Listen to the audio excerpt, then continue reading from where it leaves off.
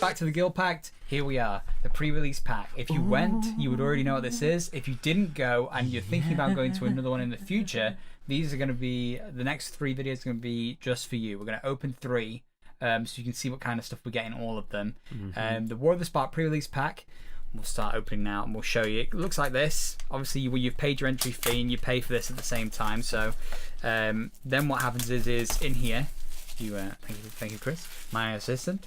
So you slide the box open, you get that over there. Just move that for now. Just some nice artwork on the back of there. It's just a nice little box you flip open and you get a counter to start with. So it's right there. You spin down. So we take that out. That's going to be like you spin down for the pre-release event because you're going to play games with it. That is really nice quality. Is it colours?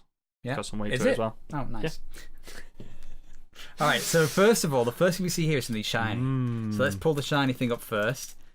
You've got to be kidding me. That's what you got in the pre-release as well. Yeah. And then, please don't be a role reversal. Oh, thank God it's not a role role that's reversal. quite good, though. We got Awakening of V2 Ghazi. So this is quite nice. So these are dated. So if you have a quick look here, I'll show you the shiny. These promo foils are actually dated. So they might contain more value in the future. This one is Arlen Voice of the Pack. Chris, you can have this one. I can have that one. We can do a trade for something. Yeah. Yeah, and then that's good. So we move that out of the way. We'll keep that in the package for now because sometimes people like to keep them in the package. Other times they just like to open them and use them on the pre-release. If it goes with your deck, definitely just open it and get it. Yeah, typically with a pre-release, if you get like decent cards in your foils, like your rares, that's normally informs what you're going to build your deck around. Normally, yeah. Other things that you get in here just for a bit of fun. You get obviously a little information card. So you get an information card about your pre-release and what it kind of recommends you do. Yeah. That includes building your deck, your mana curve, how many lands, and obviously it just says everyone's dead friendly there. So you just ask anybody. Little action shot. We saw a big poster of this today, didn't we? Yeah. So you get each of the stores doing a pre-release card poster. Whoop. Cut that out. It's alright, you can redeem it before it goes live. Yeah, Zombie Army. So that's quite nice. You get a code on the back for the actual pre-release event for drafting, so that's cool. And then you get a little divider for all of your dividing needs for later on when you organise cards. It's almost a little bit of a deck box as well. Yeah, so it is a bit of a deck box, and you get 6 packs. So in War of the Spark, each box came with a Zombie Army token because Amass is such a big rule and they've never had a Zombie Army token before, so everybody got one of them. Yeah, so here we go. So we got 6 packs. Let's start off with the first one. Cracking it open, here we go. Crack a pack. So each pack is guaranteed to have a Planeswalker in of some kind. So let's have a quick look here at what we get first in our first pack. We've got Pouncing Lynx. I like Pouncing Lynx a lot because it has first strike and it's 2 mana. So if you're playing it in a deck, it's good to just have it early on the board. Okay, Tithe Bearer Giant. Is that right? We're saying that right? You draw 1 card and you lose 1 life when it enters the battlefield. That's okay because there's a lot of life manipulation in black decks. No Escape. We've seen No Escape a lot. You should already understand No Escape very well. Courage in Crisis. We saw that in your my themed booster. Themed booster. So we won't go over that now. Check out that video if you've not seen it. Omnixilus Cruelty. Okay, so my pre-release deck did have these in. Target creature gets -5/-5 until end of turn. If that creature would die this turn, exile it instead. It's 3 mana for a pretty solid removal. Forced Landing. Put a target creature with flying on the bottom of its owner's library. Okay, so this came into play. I managed to get perfect mana curve, like beginning of the game, turn 4 got Eternal Kefnet out, and I was like, this is going to start doing some work, and then my opponent instantly played this. And because it puts it to the bottom of the owner's library, it didn't kill it or exile it. It didn't get the God rule, which puts it 3rd from top. Yeah. Grim Initiate. First strike. When it dies, amass 1 for 1 mana. Yeah. First strike as well. That's pretty cool. I like that. That's good build. Big red aggro. Martyr for the Cause. I played this one as well. My deck was actually just like a black-white. So when the Martyr for the Cause dies, proliferate. Now, I didn't really see proliferate work that well with my own deck because I wasn't really using a mass. Yeah. So I didn't use a mass in mine. I didn't have enough for it. But if you have a mass, that's going to be really nice in a black-white. Skyfear Districts. Flying for 2 mana, 1/2. Whenever you cast a non-creature spell, it gains +1/+0 until end of turn. I wonder what would happen if you get this going, right? And then you proliferate it. Ooh. Yeah. You might only be able to... No, it's any 1/1 count, any counters. Yeah, but that's not putting a counter on it. It's just putting +1 on it. It gets a +1/+0. Does it not count as a counter? No, because it doesn't say +1/+1 counter. We'd have to rule check on that. Rule check. Spark Harvest. Whenever, as an additional cost to this spell, sacrifice a creature or pay 4 mana, 3 and a black. Destroy target creature or planeswalker. Yeah. I used this a few times. Quite nice. I usually would just straight up pay. I didn't actually draw it, so I It's never expensive, actually played it. but I've just done it that way. Bond of Revival is interesting as well. I played this one. Return target creature card from your graveyard to the battlefield. It gains haste until your next turn. Okay. So for 5 mana, if you've got nothing else to play and you need something on the board, Yeah. straight out. Yeah, Just yeah. get something straight out.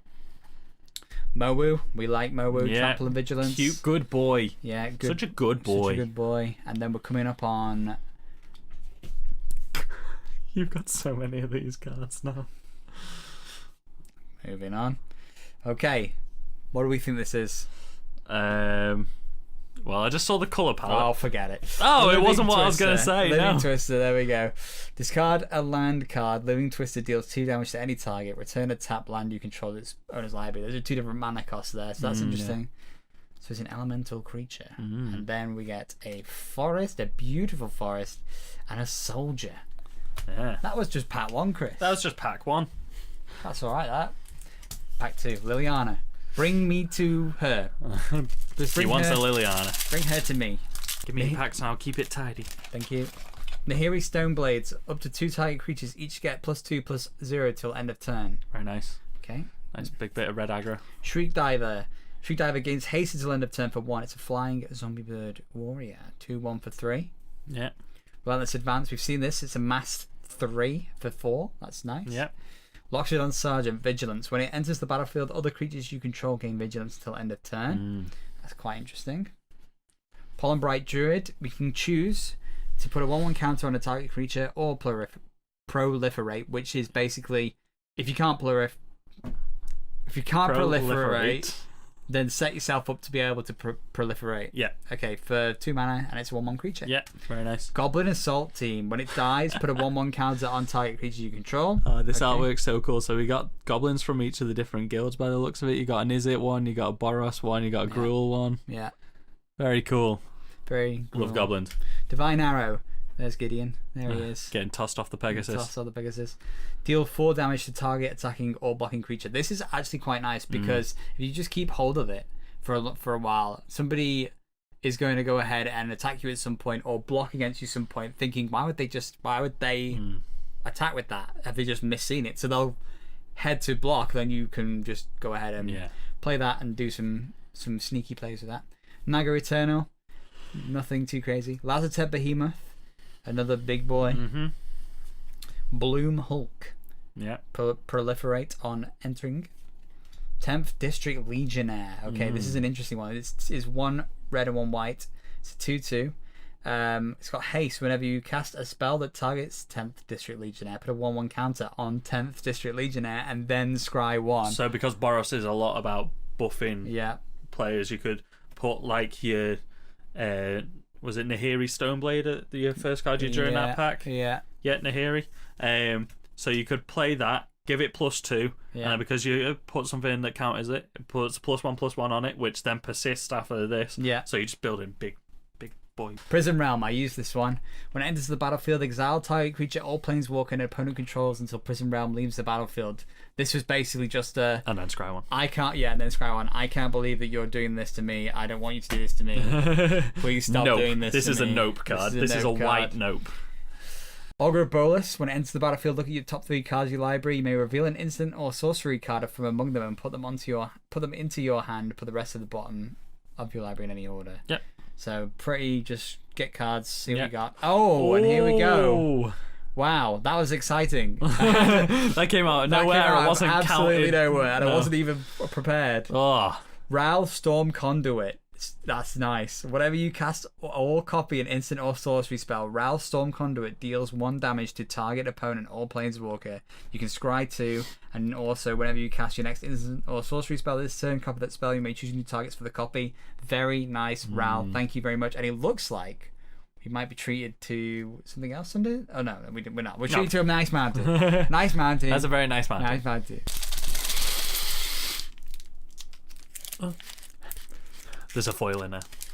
There is. Is there? It's can smell it. you can definitely smell it.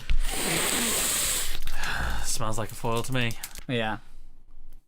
We're just gonna go through Seeing these these. now. So we've seen this as well in an earlier one. I've got foil of that. Oh dear. +2/+1 and gains haste till end of turn to scry 1 for 1. That's nice. Yep. Okay, so this charity extractor's got lifelink. He's 1/5, so he's like a big wall with lifelink. Yeah. So you're at least getting Get one something. life. Yeah. Chain Whip Cyclops. You can just spend 4 mana. Target creature can't block this turn. That's nice. So it's a 4/4, and obviously if you're adding counters and Yep. Defiant Strike is a plains instant. Target creature gets +1/+0 until end of turn. Draw a card. Put that with 10th District Legionnaire as well. That is very a nice. massive Legionnaire. I think that is a Legionnaire on the photo. It actually probably is, yeah.